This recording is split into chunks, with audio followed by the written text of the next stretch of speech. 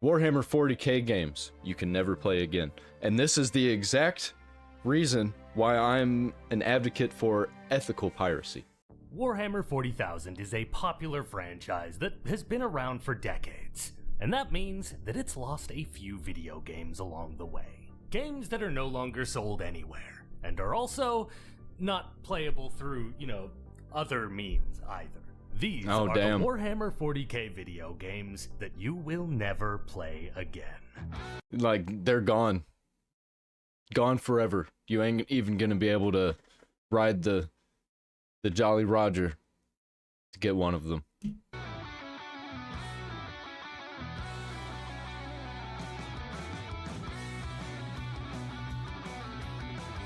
About 2 years back that was about lost D&D video games. And from that experience, I've learned that I need to take a second to define what exactly I mean when I say lost games. Being that Warhammer 40,000 is such a beloved franchise, most games that have stopped being sold have been tirelessly archived by fans. And they're still available if you know where to look, which I am legally obligated to tell you that is not a thing you should do. I was wrong. So they are acquirable. Yeah, don't do that. It's illegal. However, is a list of games that you will not be finding on abandonware sites. So how does this come to pass? How does Warhammer 40,000 lose so many games? Well, it's like this. Games preservation has become a lot harder these days, compared to what it used to be. Complicated protection software, hidden files, mandatory online server connections. The days are gone when if you just had the game file, you could share it around. Now you have to connect to servers, and if those don't exist, someone has to find a way to replicate that. And then they have to maintain it. Additionally, a lot of the games we're talking about are delisted mobile games, and there's not quite the same culture around preserving those titles compared to on other platforms. Yeah, because most of them are shovelware garbage and nobody cares, but I do think they need to be preserved also, because you never know when some of those shovelware games are bangers, or have really good stuff in them that you can use in new games. That happens sometimes. Random games just have random crazy mechanics nobody thought of, and then it just comes to pass and becomes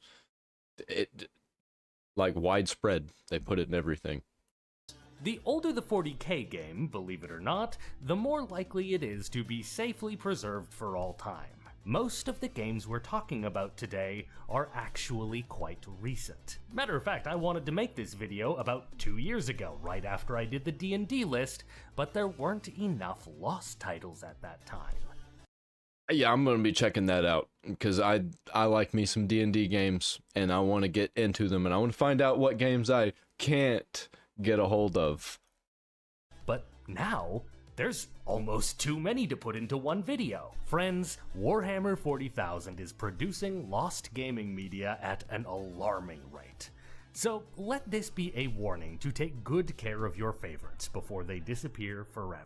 Hey everybody, I'm William SRD. I cover the video game adaptations of tabletop franchises. I try to teach you about the tabletop game, and then we cover the adaptations to see how it stacks up. If you want to support my channel and help me create videos about obscure games and tabletop franchises, please drop a like. I can at least get most of these things archived in video form. Also, it'd be a big help if you guys could like the video and sound off in the comments with which games in this list you have played. I'm gonna leave a link to his video in the description of the reposted video. Or consider subscribing to my Patreon. I've got a monthly podcast up there that you guys are gonna love. Otherwise, if you care about games preservation, maybe take a crack at it yourself if you've got the skills, or the passion to learn them. Now, let's get into this list. And remember that I can't play these games either, so I'm going to link all the sources of where I got the gameplay footage down below. I'm piecing most of these games together from game reviews, let's plays, trailers, Reddit threads, and sometimes even patch notes. There are going to be times when I don't have the full story. If you actually played these games and you want to offer any corrections, please drop them in the comments. Eisenhorn Xenos Xenos was the second video game I ever covered on this channel. and even then it was getting a bit hard to get a hold of. It had already been delisted from Steam when I bought it.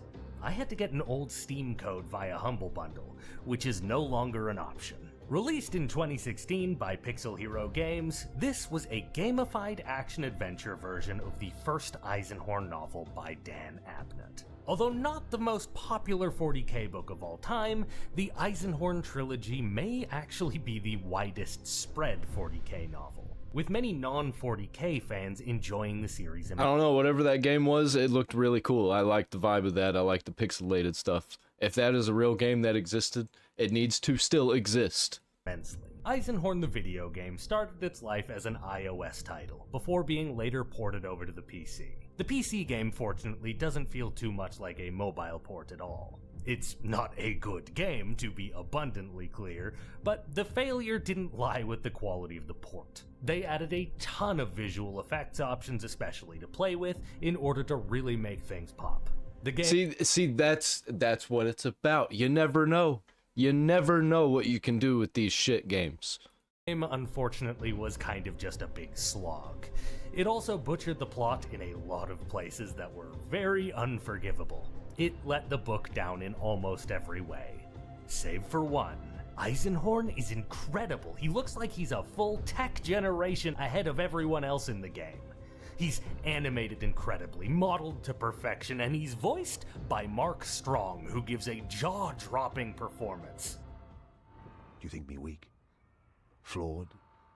To set my duty before her suffering? I would gladly ignore one life in agony if I could save 100, 1,000 more. For I have the moral strength required of an Inquisitor. Mankind must suffer, so that mankind can survive. I'm very interested. I want to play that. I totally want to play that. I know it's garbage, and that's the whole point of me wanting to play it. I love garbage games. I'm curious. I'm very curious when it comes to playing really bad games as to, like, the history of it. You know? What led to this game being created. Playing a really, really good Eisenhorn in a really, really bad version of the Eisenhorn story. It's a very weird feeling. Eisenhorn Xenos was removed from stores sometime in 2019 due to the studio's license running out. Games are harder to archive than they Licenses, man. Get rid of them. They're garbage. Licenses is what is actually bad for gaming. Used to be. And since nobody really liked this game, no one's put in the work to make it playable. Nobody noticed that, is it Forza 4? Forza 4 is going off the market because of licensing, because of the music in it. You won't be able to buy Forza 4 anymore. And that's incredible. That's crazy. Like, how did we get to this point? Forza 4, we're still on Forza 5, and Forza 4 is going away. Even if I'm wrong and it's Forza 3, that's still just 2 Forzas ago. Warhammer 40k Legacy of Dorn, Herald of Oblivion is a digital gamebook with branching choices released for both Windows and iOS by Tin Man Games. And oh, fuck, that actually sounds sick. Damn Games Workshop for losing this game, to be quite honest. I am the exact target audience for a Warhammer 40k Choose Your Own Adventure book. I sure wish I knew about this game in 2015 when it came out. You play as one single Imperial Fist Terminator Marine. I've gone through the Play Store and played so many of what are considered the best Choose Your Own Adventure, like, RPGs. I love them. I love all of them. These, like, choose your own narrative novels. Lost and wandering a space hulk called the Herald of Oblivion. The game choices were apparently vast, the atmosphere was quite stifling and creepy, and it came with some really excellent artwork as well. It was like you were playing this game on a damned Pip-Boy. Unfortunately, I am hardly the only one who missed this title.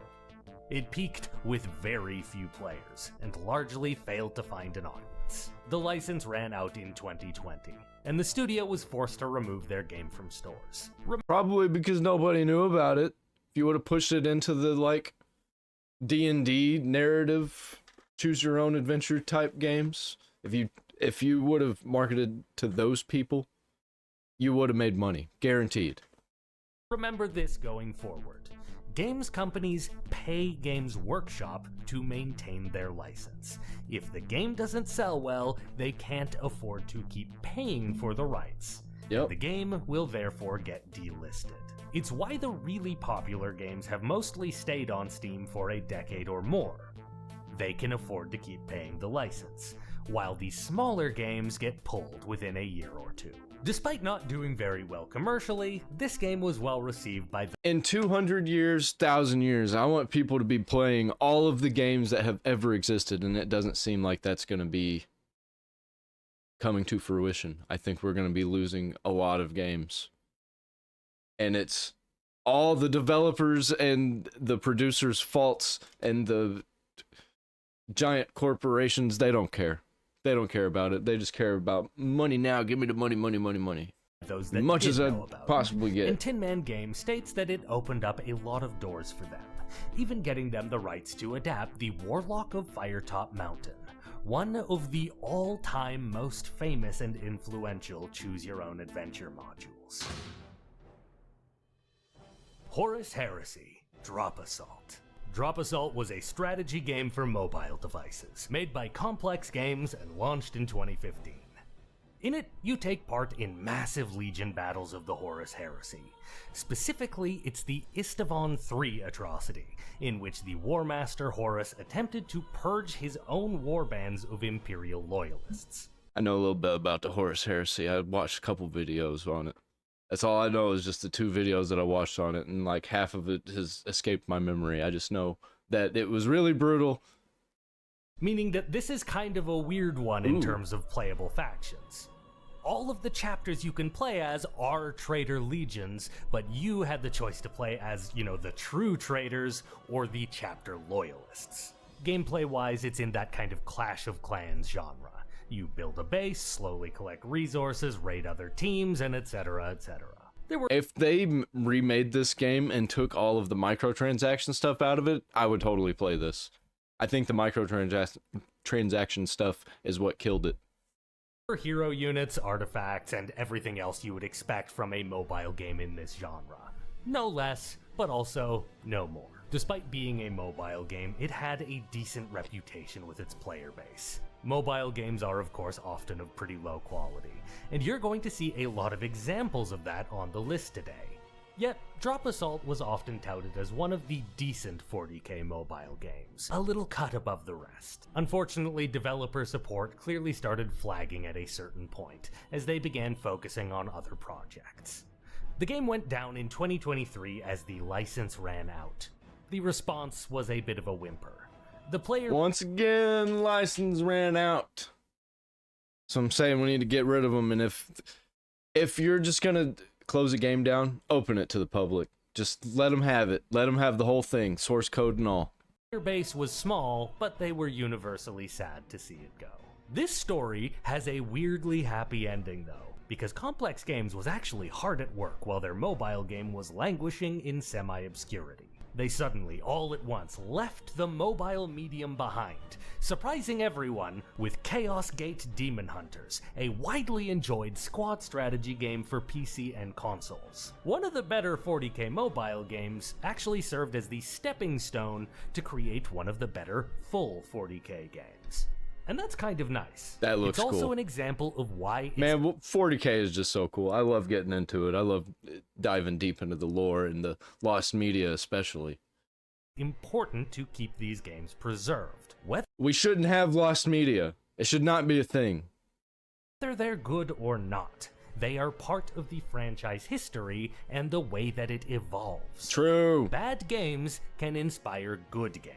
True. Or otherwise, they can affect the main franchise in tangible ways. And you can also tell companies like, hey, don't do this again. This is a very bad idea. Stay away from this. Warhammer Carnage by Roadhouse Games. The next one is another mobile game, and yeah, you're gonna have to get used to that phrase, cause I am going to be saying it a lot. This one would soon be ported over to the PC under the name— Mobile games are a scourge. Is it scourge? I think it's a scourge. Mobile games are a scourge on the gaming marketplaces. Carnage champions for whatever reason. Releasing in 2014, Carnage was a side-scrolling shooter set on the war-torn planet of Mithra. You choose to play one of 3 different Space Marine chapters, and then you slowly... I mean, it doesn't look very good, but I mean, if it came out on PS1, it'd probably be really good. Clear a map of objectives to finish a story campaign, and there are 3 campaigns to choose from, one for each playable Space Marine chapter. More chapters were eventually added, and also the Adeptus Aeronautica. Hard to confirm exactly what all the releases were though, since there isn't much of a paper trail. Announcements were probably done in-game, and the community doesn't appear to have spent a lot of time online or elsewhere discussing these new releases. These new chapters and factions appear to have had their own full campaign as well, but I'm unable. So what was the point? Just to do it, or was it a test? It was probably a test. It was probably just developers like, I'm gonna try and figure out something, but I don't want to make an actual game that I want to make. I'm just gonna, license it so I can still get paid. To confirm that. Now, one thing that you may notice about Carnage is, what the fuck? This is kinda sick though.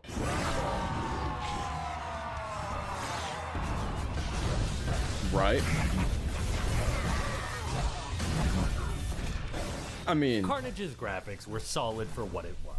The action was fast-paced, and the audio really stole the show. It's not gonna pull me into playing mobile games, though. I'm not really a mobile game player. Barely played Fallout Shelter. Reportedly, people liked how this game played. And that ended up being on PC anyway. And the customization was satisfying. Unfortunately, that's where the game's merits end.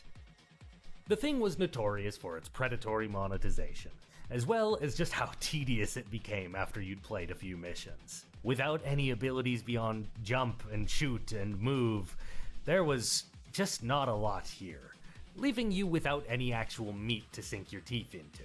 The servers unexpectedly went down in 2017 and never came back up, leaving the player base to rage about paying for a game that had suddenly ceased to exist. There wasn't even anyone to vent their anger on, as Roadhouse Games took down their website and disappeared forever. In some ways, good riddance, but in other ways... Fuck you! That's the other ways, that's what they think. Oh, damn, I gotta figure out where I can find that soundtrack. Deathwatch Tyrannid Invasion is a mobile squad-based game, this time by Rodeo Games. This particular game isn't quite standalone. See, sometimes Warhammer games come in twos. A Warhammer fantasy game a la, say, Mordheim City of the Damned, and then a Warhammer 40k game in the same format, a la Necromunda Underhive Wars. In the case of Deathwatch Tyrannid Invasion, its sister title is Warhammer Quest. Rodeo had... I'm not really into those, like, grid-based tactical games, so I could see it. I could see how this one failed, especially if it had microtransactions added into it. Made a pair of tactical mobile games called Hunters, and they decided to try taking that formula into the Warhammer universe. Warhammer Quest released in 2013. Fans found it to be quite likable, but also deeply flawed. By the time we got Deathwatch Tyrannid Invasion in 2015, the formula had reportedly degraded into a bit of a cash grab. Nevertheless, it had its... Like they always do. Like they always do every time. If they have microtransactions and then they start to fail a little bit, it 100% always turns into a cash grab before it eventually just fizzles out and dies. Fans who are able to see past the muck and see what lay beneath. One reviewer titled it a budget 40k XCOM, which sure isn't a bad place to be. Plus, it still ended up standing head and shoulders over a lot of other mobile titles on this list. Here's a snippet from a dedicated fan explaining what makes it special. And it's a mess of bad UI and bad game rules and things that aren't explained to us and things that you can't click on and frustrations, but beneath all of that, this is one of the best representations of Space Marines in any video game ever. It really is super satisfying to play and the experience is so good. It makes Space Marines feel like Space Marines. Deathwatch had a really rough launch, and the developers involved would be laid off very quickly after. when it became clear that the game wasn't selling like it needed to. The doors were kept open just long enough for a port to be released on Steam and later on in the European PlayStation. Every time, man, they're just like, I need you to make this game and I need it to be monetized and it needs to be good. And then it comes out and they do their best and you get something like this. It looks good and it probably plays good, but like, not good enough. And then the team, the guys at the top are just like, well, you screwed it up. You're all fired. And then they do it again. Repeat the cycle until the whole company goes under. Store. The game would remain on all platforms on life support until 2021, when it disappeared forever. Damn. Warhammer Quest I can't believe it lasted that long. could have suffered a similar fate, but it's a more robust franchise, being connected to a classic board game. A new studio called Perchang picked it up and rescued Warhammer Quest. It's now available on GOG. Deathwatch, on the other hand, is just gone. Lost Crusade. The other Fitting name. mobile games we've covered have had some redeeming qualities. A decent game beneath the muck, or some solid vibes, or just being genuinely decent. Lost Crusade is none of those things. It was a base-building gacha game where you play as a lost Space Marine commander, trying to Oh man, they should have released it like in 2023. It would have probably taken off and been the best-selling game of all time. find his way back home. It has all the Girls love them gacha games, and guys love to play them so they think they can get girls. hallmarks of a terrible mobile game. A million different currencies, 30 systems, and upgrades to keep track of at once, time gating, random champion drops.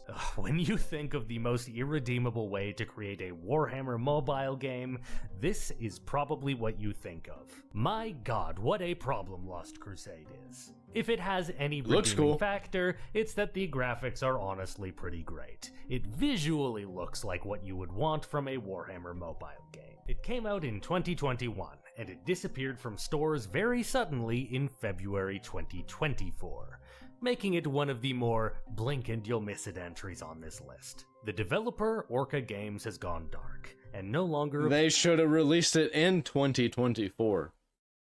Man, they released it way too early. It's such a problem.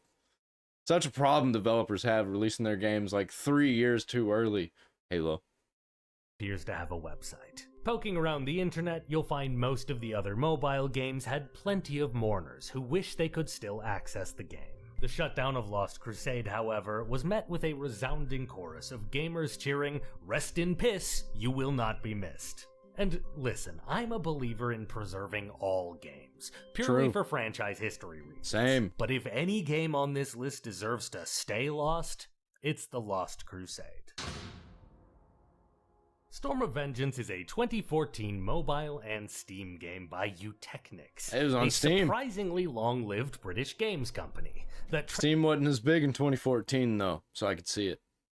Lot of shit games are doing really good on Steam right now. traces its origins back to the 80s, when they were called Zeppelin Games. The company was made famous in 2013 when they went all in on an open-world gaming project that was to finally make the studio's star ascend. Big Mother It Truckers was 2. called Ride to Hell Retribution, and it is Close. widely considered to be one of the worst video games of all time. I like Big Mother Truckers too. I was just kidding. That game is garbage though. Warhammer 40k Storm of Vengeance was the Broken Studios' attempt to pull itself back up from bankruptcy after a historic failure. A licensed game that was cheap to produce? Well, that actually sounded like exactly what the studio needed to pull itself back up from its death spiral. But it was not to be. Storm of Wow. This is one of the laziest games I've ever seen. This is lazier than Plants vs. Zombies. Plants vs. Zombies is pretty lazy. At least it was cute. Vengeance was a flop, and the studio was forced to further downsize in the aftermath. They made another failed NASCAR game, and then shut their doors for good, after 30 years of game development. Storm of Vengeance itself is a lane-based RTS game based very loosely on an old Warhammer campaign book by the same name. I'm not against this game in theory. It does look like a satisfying mini-game, If this was True. a Flash game made by a single guy on Newgrounds in 2007, I was about to bring up Newgrounds. This dude read my mind. think we'd all have fond memories of it. Likewise, if this was a mini game that you could do in a larger Warhammer 40k game, that would work too. Sounds nice even. But this game was not that. Like something you'd run up to it, like an arcade cabinet in a Warhammer MMO. It cost around $5 to $8 depending on your platform and region. The game is just too small to play for more than a single half-hour session without getting bored.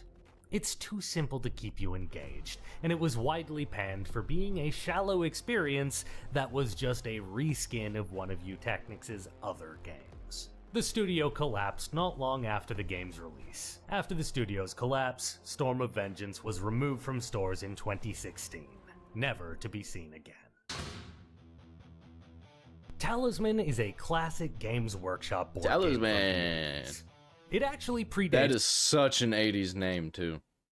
Warhammer 40k by about 4 years. It's a fantasy-themed board game in which players race across the map to reach the Valley of Fire at the center. It looks really cool. It looks like something that I would play. Had a lot of editions over the years, and eventually publishing rights were licensed out to Fantasy Flight Games, followed by Pegasus Spiele about 5 years ago.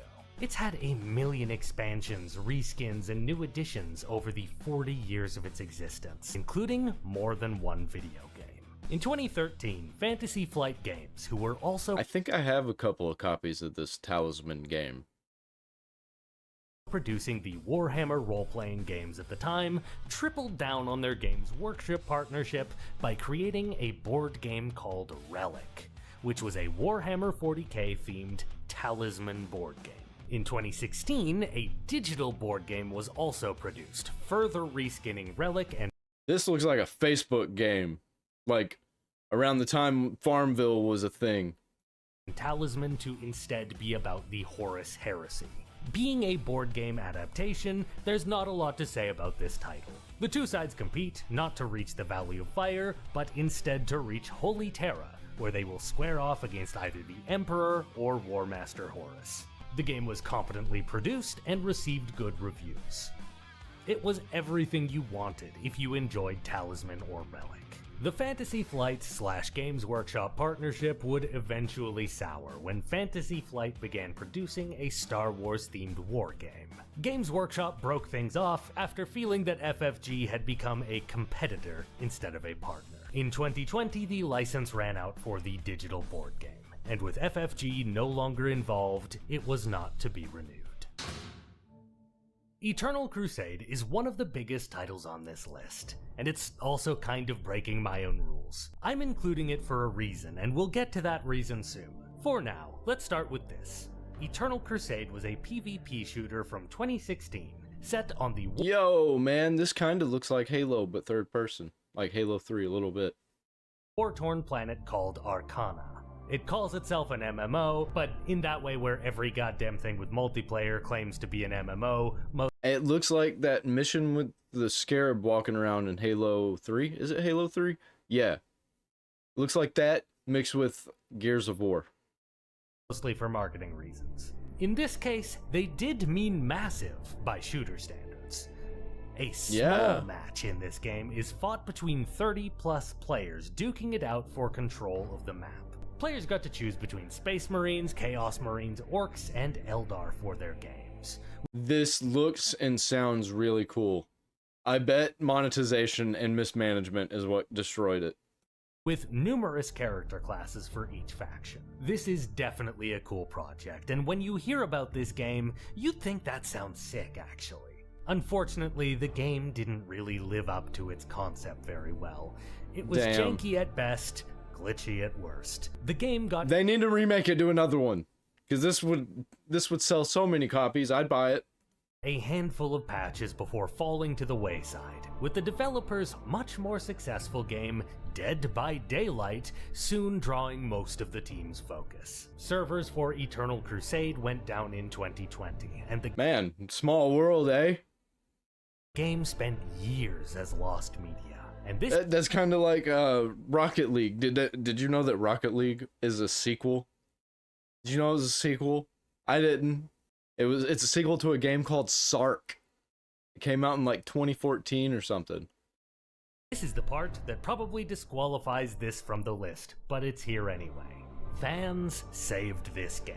It's back now, as of only a few months ago actually, thanks to a project called Eternal Crusade Resurrection. It's now peer-to-peer, thus meaning it no longer requires an external server to stay online. So long as people are still willing to play it, the Crusade shall remain eternal. I have chosen to include this game as part of this list, even though it isn't really lost, because I wanted to show you all that if you don't want the games on this list to stay lost, you have the power to save them. Me? The Betrayal at Kolth is one of the most iconic battles in the Horus Heresy, and it received a board game based on it in 2015, followed by a video game in 2020. It was created by Steel Wool Studios, best known for making the Five Nights at Freddy's VR game. Betrayal at Kolth is a bit bizarre in So weird. It's so these companies like do everything. The companies that are involved with the random Warhammer games just do everything. Is that everyone's go-to whenever they're starting out with developing games? Just do a random Warhammer game, mobile game. Do you use that to fund your next game? concept. It's another XCOM-like game, except you control squads instead of individual units. That's all well and good, except, well, I don't know how to tell you this, but it was a VR game for some reason. You can play it on the PC, but all of the controls are clearly meant for VR. Based on what few reviews I've found, the gameplay is described as fine at best, and further held back by just how insanely weird it is to control a strategy game with a VR layout. This is why games need to be preserved, because this is just weird. This is a very weird game, and you never know when these mechanics will be utilized. They're just trying stuff out. Did anybody else make a strategy game like this for VR? I don't think so. This game seems to have been in an extremely unfinished state when the devs abandoned it. It's not much to look at visually by PC standards, but it actually looks pretty decent compared to other VR titles, I must say. Betrayal at Kolth was removed from Steam so unceremoniously and without fanfare that I actually can't even figure out when exactly it happened. None of the Steam delisted websites have a record of this game, and the devs have scrubbed all mention of it from their website. Steam commenters talk about it not being for sale as early as mid-2021, which means that whenever it went down, it sure wasn't online for long. The raw files of this game appear to be posted on the internet, but as of yet, it doesn't look like anyone's bothered to turn those raw files into a playable, actionable version. Adeptus Titanicus Dominus was a game that a lot of people wanted to succeed. Basically, a Battletech I want it to succeed now! style game centered around the Imperial Titan Legions. Fantastic idea. It's just one of those great game concepts that people have been waiting for. Thus, this game began early access in 2018, before getting a full release in 2021. The game was reportedly a pretty straight adaptation of the tabletop rules. This is something I want to play. This looks incredible. Even the graphics and how terrible they look. Terrible, in quotes. It's stylized. I like it. I love it. Part of why the game did so poorly overall was the fact that early access was rough, and everybody could tell. Big YouTubers like Chapter Master Volrak covered it, and tens Every time. They always get a little too big for their britches. of thousands of Warhammer fans wrote the game off. It played bad, and it looked worse. The full release improved things by a lot. It was still rough to be sure, but it was much improved. Lots of the junk had been polished out, and the game's graphics were substantially upgraded. Plus it came with these cool comic book animatic sequences, and the art in those is gorgeous. Unfortunately, For those alone, I kind of want to see those. I might look them up just to see the art. Combination of bad will from early access, plus having an extremely unwieldy name, meant that Warhammer 40,000 Adeptus Titanicus Dominus launched to only the most minuscule of audience. That is a pretty insane name to go with. Whoever went with that name, they need to be fired from every project going forward that has anything to do with Warhammer. It peaked after launch with only 80 concurrent players. The studio shut down and Dominus disappeared forever. You don't A tragedy, say. considering how much improved it was, and how unique it is in the Warhammer catalog. To the Titan Legion fanatics out there, I guess you still have the Freeblade mobile game? Or maybe you should just get into Battletech. You're already into giant robot battling war games. Just admit it. You're inevitably going to give in and play Battletech one day. So like what? Never! You will never talk me into playing these weird mech games. What are you waiting for? There's even lots of video games. I'll cover them one day. It sucks to lose Aeronautica Imperialis. Aeronautica Imperialis Flight Command is one of those games you can tell people about, and they'll go, "Sorry, did you say Warhammer 40k had a dog-fighting game?" And indeed we did. It came out in 2020 by an unknown studio called Binary Planets. It featured Imperial squadrons facing off against Orcish fighter jets above a massive Wog invasion. You could play as either one of those over a story campaign. I like dogfighting games. I used to play a lot of them. Every once in a while, I will still play some old dogfighting games for like PS2 and the Xbox and stuff.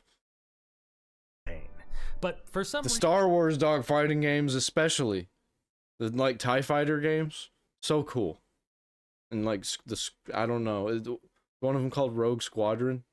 you reportedly could only play as the Imperials for the randomized skirmish campaign. They may have added Orcish skirmish campaigns post-launch or sometime in pre-development, but if they did, I couldn't find any record of it in the patch notes. This video game was based off of the miniature war game, Aeronautica Imperialis, which originated in 2007 and was relaunched in 2019. I need to get a bunch of these tabletop games, but they cost so much. Has unfortunately often taken a backseat to Battlefleet Gothic, the flashier game about battling the gigantic voidcraft of the 41st millennium. And this dynamic has been generally true of their video games too. Flying war cathedrals are just innately captivating. Look at the player count disparity here. Nevertheless, Aeronautica Imperialis Flight Command had a strong sense of identity, tying itself to a very World War II aesthetic, as though Winston Churchill was telling the British people on the radio that we will find that Amelia Earhart, she in the middle of Warhammer, I don't know, Amelia, that's probably where she got sent to whenever her plane exploded. She just went to the Warhammer universe.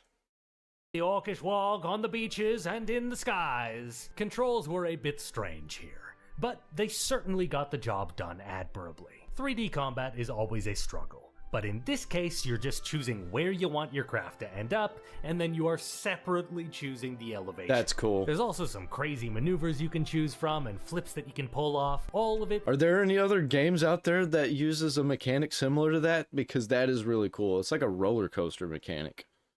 In order to get your dogfighters where they need to be. It was remarkably simple of a control scheme, yet the game nonetheless had a reputation for its high difficulty. You had to know the tactics of finding the right way to move your planes, you see.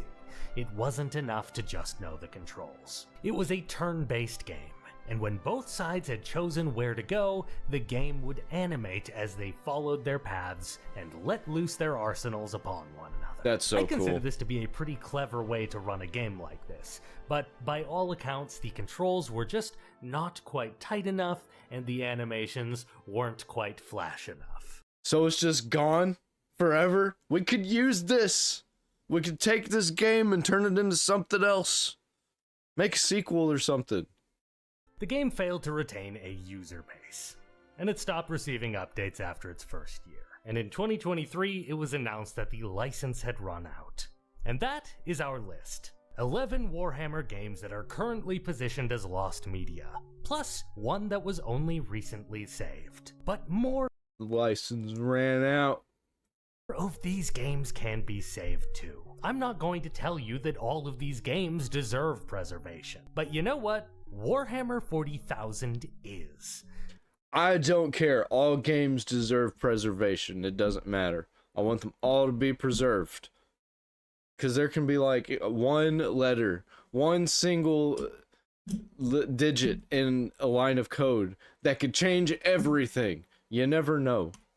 And we are rapidly losing the recent video game history of the franchise. Let me tell you, it's going to be a lot easier to archive this stuff today than it will be in 2030. If you think I missed any game, please let me know down in the comments below. Oh, there's a few. I could name a few. I don't know about Warhammer games. I don't know much about Warhammer games. But there's two, like the crew. The crew's gone. So many other games like it. And like games that you just can't play online anymore. Rough. So dumb. I can give that guy a like. What's his name? William SRD. Give him a subscribe. I like him.